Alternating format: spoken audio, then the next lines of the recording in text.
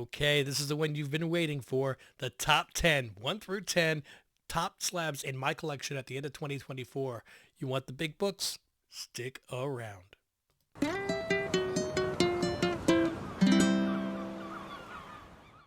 Welcome back, family. Here's the one you've been waiting for, the top 10. These are the top 10 slab books that I have in my collection at the end of 2024. Yeah. I'm like pumped right now, but at the same time I'm tired because I'm doing these videos one right after another, and I'm getting these books one at a time or two at a time off the wall, hitting pause in between each one. I got my list here. Now, just so you know, my criteria for doing this is I consider my house is on fire. I run outside the house, fire marshals come over, they're putting it out, and they go, you know what, I think we got to contain to that side of the house. You have time to run inside and get one book. So I run in, I grab one book. That's my number one book on my list. I get outside, the guy's like, yeah, you got time, go get another one. So I run back in, I grab one more book. That's number 2 on the list. And I did this process all the way down to number 50. So while it is driven quite a bit by value, there's also sentimentality on a lot of these things as well.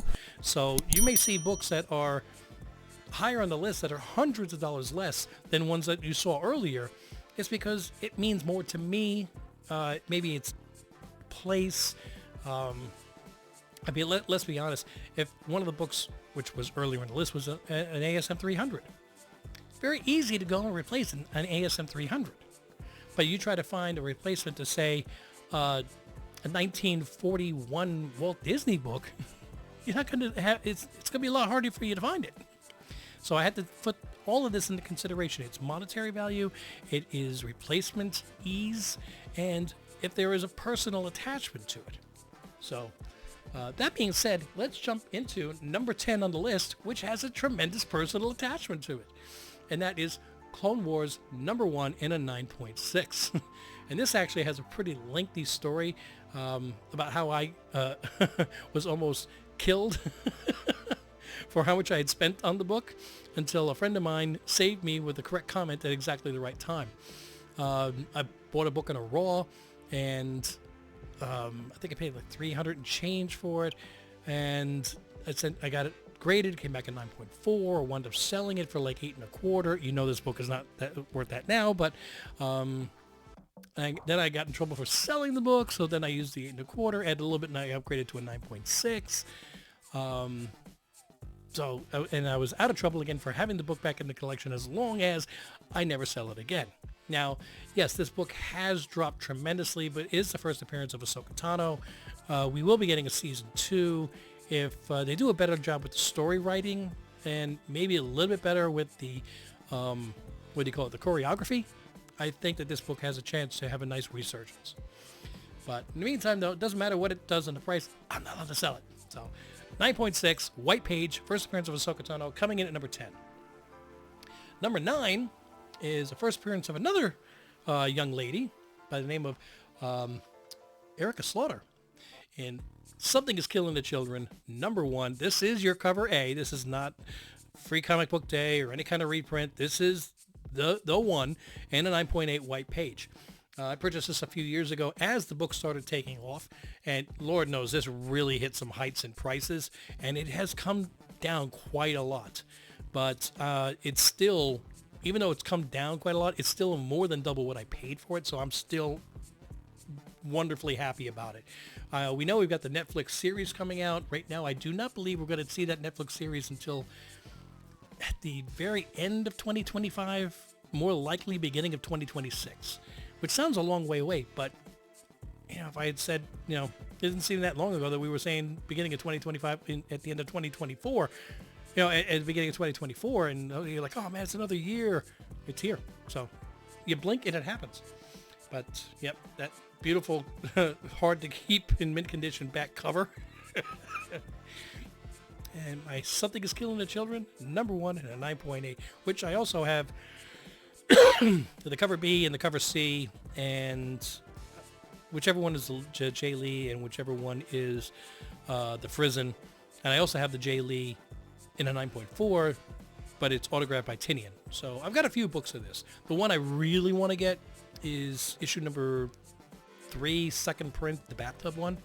Oh, I love that cover. That cover is just oh, so well thought out and so hard to find. So keep your eyes out for that one too. That's a very hard book to find, even in off-mint condition. It's just they didn't print many of them. Let's move on with the countdown though. Okay, so for our next two books, we're going to be doing something old and then something even older. We're going to hit something that I can pretty much tell you exactly how old it is, because everybody, if you've collected, you probably found out what book came out the month, if preferably the week, but the month that you were born.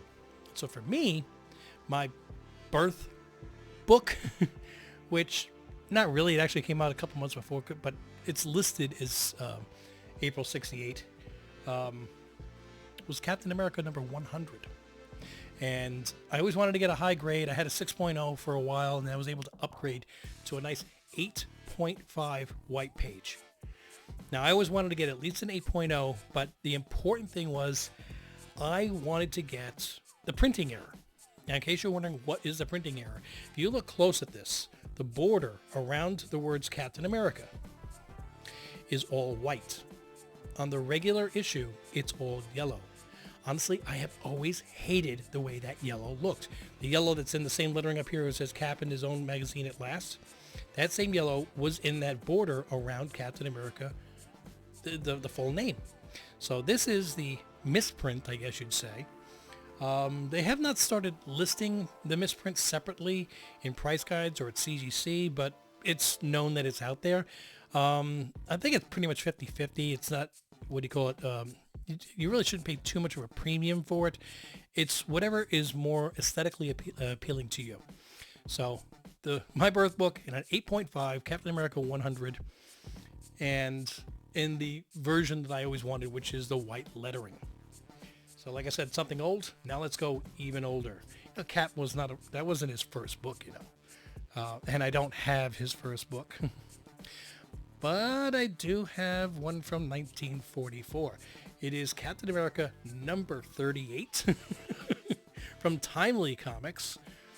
And Timely Comics later became Marvel. This is has a Human Torch backup story and a bondage cover. It's 0.5, slightly brittle. You can see Bucky chained to the wall there. You got some really certain characters are depicted that would not fly today, obviously. Got a noose hanging up over there. And also, as I've mentioned a few times during this countdown in general, this is an Alex Schomburg cover. So remember I was talking about that Invaders annual number one? Well, this was back in the 40s, so you see how long the man has been around. I'm pretty sure Schomburg drew Captain America number 1. Okay, so if I'm wrong, please correct me in the comments. And I mean the cover of it, not necessarily the story itself. Okay, let's move on with the countdown. Okay, we have 6 books left for the countdown, and I've got the next 3 lined up. Then I'll pause and get the final 3. These are all absolute first appearances. The next 3 anyway. Yeah, the following ones are pretty good too. All right, coming in at number 6. I can't believe this didn't make the top 5, but I looked at it, I can't put it ahead of the others. We got the first appearance of Ghost Rider, Marvel Spotlight number 5, in a solid 5.5. I purchased this book from a coworker in a Raw, and I'll be honest, we both looked at it and looked at the grading and looked at other books online, and we both thought it was about a 3. Then I personally tried to, I pressed it. I don't clean books. I mean, I'll take a rag and just make sure there's no fingerprints on it, but I'm not going to sit there, with the, the magic eraser and stuff like that. I wonder if if I sent it to somebody who did, if they could do any better with it. The cover actually looks pretty good on it. There's a chance that could be, I don't know. Well, I haven't decided yet. But anyway, it is a 5.5 off-white to white page, first appearance of Ghost Rider, coming in at number 6. Coming in at number 5 is another first appearance, and this is most people know this character. It's the first appearance of Wolverine. This would be higher, but it is a green label. It is missing the Marvel value stamp. It's a 3.5, still looks pretty good. And that's the only thing wrong with it, why it has the qualified grade. Now, a lot of people say this is a second appearance because he has a very full page back of 180, which I have a 180 also, but it's, I think, like a 1.8. But this is a full story with Wolverine. He's on the cover, so this is the one, of course, that garners all the attention and all the value. And that's why it's number 5 on my list. All right, coming number 4, we've got 2 first appearances in one book. I was able to show the follow-up book earlier in the countdown, but this is the main one. This is the one everybody wants, and it's a pretty solid grade as well. We've got Fantastic Four, number 48, in a 5.5 off-white pages. First appearance of Silver Surfer, and first appearance in cameo of Galactus. And you got, and of course, the toga party on the cover. I do not envy anybody who happens to, walk by and just look up. Yikes. So it does, it also says it has the Inhumans and the Watcher appearance. And the back cover, if you just don't want to be a weakling, get sand kicked in your face. But Fantastic Four, number 48. There's one of those iconic covers as well. So that was a pretty good set of 3 books. 1, 2, 3. Let me get the big 3. I'll be right back. You realize that all the ones I'm getting are from the top shelf, right? Okay, let's bring this home. Top 3 comics, top 3 slabbed comics in my collection, end of 2024. Coming in at number 3. This is a book. I bought it as a raw. I sent it to the Rogue Trader, Utah, who was the presser, cleaner, recommended by Rob's Fast Stacks of Comics. Did a great job on it. Sent it in for grading. Came back with a beautiful 7.5 for my Vampirella number 1. Second book was Frazetta in the countdown. The first one was the Shock Suspense stories. And this was an off-white to white page, 1969. Beautiful looking back cover as well. This is one of those books that when I do go to shows, I do put it out and I'll put a price on it that I don't expect it to sell at because I don't want to. I just love that book. This is one of those books that is really, really grade sensitive. You can get 3.0s, 4.0s, 5.0s for not that much, but once you start getting above 6, the prices just really start to skyrocket. 6, 7. I mean, if that was half a grade higher, 8, it'd be 50% more than it is at that grade. It's just the higher the grade, the more it really skyrockets on a Vampirella number 1. So, if you see one in the raw, in the wild, be very, very critical on the grading and do your best to try to get it if you think it has a chance to hit 8.0 or higher. All right, coming in at number 2. Second best book in my collection. If you've watched my top 20 books of 2024, purchases of 2024, then you probably already know the next 2, but I'm going to show them again anyway. I'm all set for this series coming out. First purchase of 2024, my Daredevil number 1. It's only a 0.5, but man, this has got to be the nicest presenting 0.5 I have ever seen. The reason is it has 3 hole punches in it, which you see more by looking here, but I do not mind. I love this book. First appearance of Daredevil, first appearance of Foggy Nelson, first appearance of Karen Page. It's got a custom label on it, so I'm good with that. Doesn't have any detracting. It does say, it does say that page 12 is missing.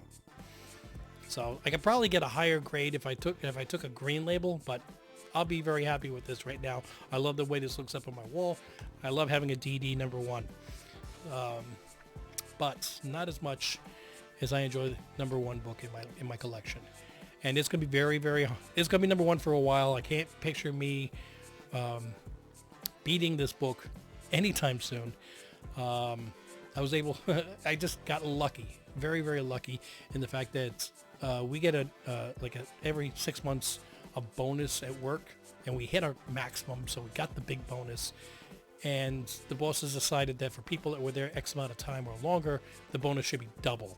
So we got double bonuses at exactly the same time that this book was listed as a raw in on eBay. So I added a little bit more. I was able to get it. I sent it in for grading, and I tell you, the cover was completely detached and in two pieces, the front cover and the back cover. I sent it in. I'm like, don't even bother trying to clean it or press it or do anything. It's all I want is it encapsulated, verified that all the pages are there, because I don't want to see like missing pages. And I wanted to make, hopefully, I said, just give me a 0.5. It's all I want is 0.5. I just don't want to see a no grade. I don't want to see a purple label, which I didn't think I was going to, well, possibly, because it used to have tape on it. It has solid tape marks. I don't want to see a green label. I just want to see a blue label, 0.5. And it's exactly what I got. And I was ecstatic. And adding to my collection, the number one book on my countdown, which means a lot to me based on my collection, is Walt Disney Comics and Stories #1. I think there's like 90 some odd graded copies in CGC Census. Here's your back cover, asking if you want a subscription, and the only book that they had to show was the #1 itself, which was homaged as issue number 600, and they're well over 1,000. They are still in print to this date. Donald Duck and Mickey Mouse begin October 1940. And you can see where the tape used to be. It was taken off before I received the book.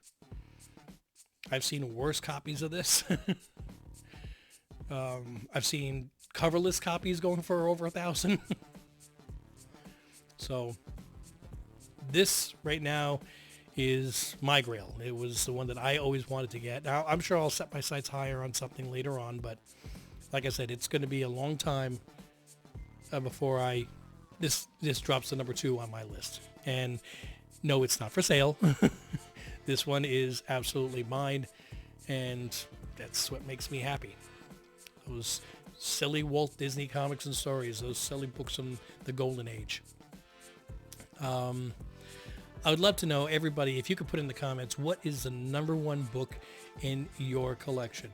It doesn't have to be an expensive book, as long as it means something to you. I mean, you might have a book that is $20, but it means a lot to you. It's got a person. I mean, I've got books in my collection that's, oh God, I got a book that, it's not up on the wall, but I know I have it. Do you remember I think it's Spider-Man. Oh, it's the one where he's punching Hulk and he goes, now who's the strongest one there is? It's one of the McFarlane ones in the early 300s. Like 330 or something around that range. Anyway, what makes it, I got a 9.2 on that. And it's one of my favorite books. The reason is, that was the book that I bought off of the shelf. And I used to have a safe, and I forgot the combination for it and everything else. It was a big safe. And one day, the safe was at work. It's like 20 years later. And we're like, let's open this damn thing up and see whatever's in it. And Chuck would, because I can't open it. And maybe there's something in it. I don't even remember what I put in it 20 years ago. So we get drill bits, and we're chiseling away at the concrete and the doors. And we're going at this thing forever. And on the inside, there's like 2 comic books. And everything else is empty. But one of those 2 comic books was that Spider-Man. And I'm like, oh my God, I remember buying this. So just for, shits and giggles, I sent it in for grading, and I got a 9.2 white page. And I'm like, that's actually pretty good considering I didn't, I read the hell out of this book, and it's been sitting in a safe for 20 years. So I still have that book, and I'll never sell it. It's one of my favorite books. Why wasn't it in the countdown? Because I think you guys would have thought I was crazy for putting it there. But yeah, it's, like, what do you call it? One of those Heritage Collections ones. That's one of the ones that I bought originally as a kid. So it doesn't have to be an expensive book to be important to you. So throw in the comments. I want to know what books you have in your collection that you love. And if you really want to have fun, give me a description of when you bought it, why you bought it, what makes it special. Okay? Love to hear those things. I mean, tell me about your Reed Fleming's World's Toughest Milkman. Tell me about your copies of The Tick. Okay? Let's have some fun with this. Guys, I want to thank you so much for joining. Don't forget to click like and subscribe and click on those notifications so you know when more videos are dropping. Don't forget to join us every Wednesday for New Comic Book Day. It's a live stream. We give away books. And every Monday when we do the cover price top 20 on the hot list, every single week we analyze that and see what should we avoid buying. But other than that, it's been a blast. And I want to say thank you so much for joining. Everybody, let's have some fun in 2025. Mahalo.